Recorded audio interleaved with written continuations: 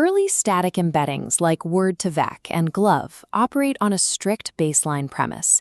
They assign exactly one distinct vector to every word in the vocabulary. This one-to-one mapping forces the model to treat words with shared roots, like walk, walked, and walking, as completely unrelated atomic entities.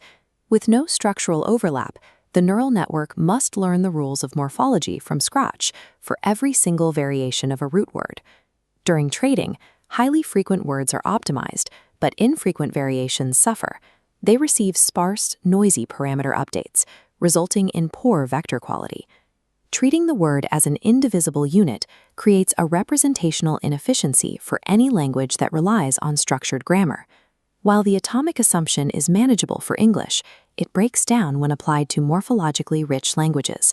Finnish is a primary failure case. Its 15 grammatical cases generate an exponential number of rare word forms that provide very little training signal to the embedding matrix. German presents a second failure state. Its use of noun compounding creates a vocabulary of highly specific, rare terms that are rarely seen twice. This defines the functional limit of the atomic model, the out-of-vocabulary problem. When a word is missing from the training data, the model returns no vector at all, halting inference. In 2017, Bojanowski et al. Addressed these gaps. Their fastText model solved the OOV problem by altering exactly one mathematical assumption about word representation. fastText parses words into n-grams of 3 to 6 characters. Boundary markers prevent a prefix from colliding with identical internal strings. For instance, the internal trigram HER in where maps differently than the bounded standalone token. The whole word sequence is also preserved. This logic grants the network granular access to roots and suffixes without relying on external linguistic segmenters or human supervision. The core change is the word vector's definition, strictly the sum of its constituent n-gram vectors. UW equals the sum of ZG. This summed vector is then used in the standard skipgram scoring function, dot producted with the context vector.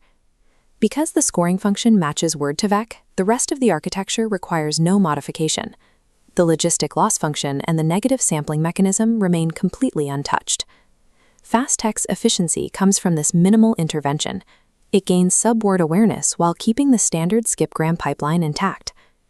The summation's implications are clearest during training, specifically how the hog-wild asynchronous SGD optimizer handles mispredictions.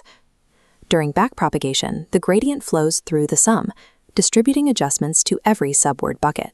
This creates direct parameter sharing. Cat and bat pull from the same subword bucket for their suffix. An update improving cat modifies shared weights, immediately improving bat.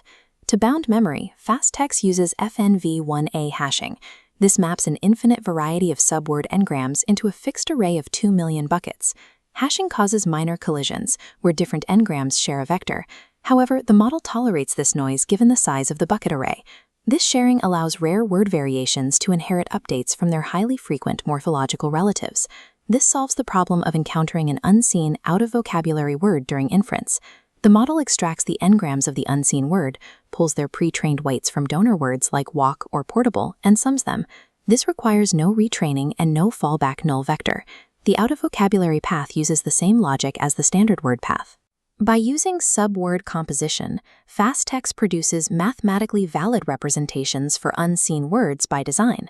The empirical results validate this approach. Performance gains are concentrated exactly where morphology lives, in the suffixes.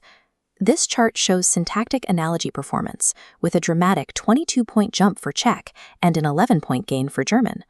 The model is also highly data efficient. fastText trained on just 5% on 100% of the German benchmark. However, there are limitations.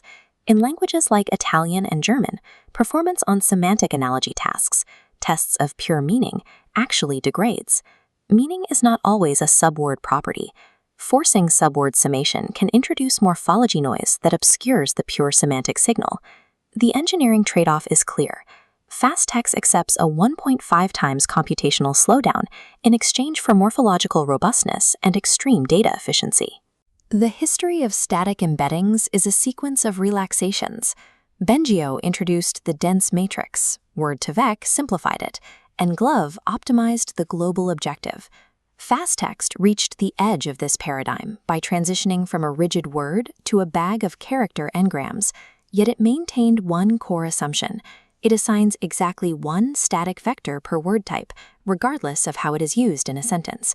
This means a financial bank and a river bank still share the same vector, leaving the polysemy problem unresolved. fastText perfected the composition of vectors from subwords. This provided the conceptual foundation for models like Elmo and BERT to finally compose vectors from context.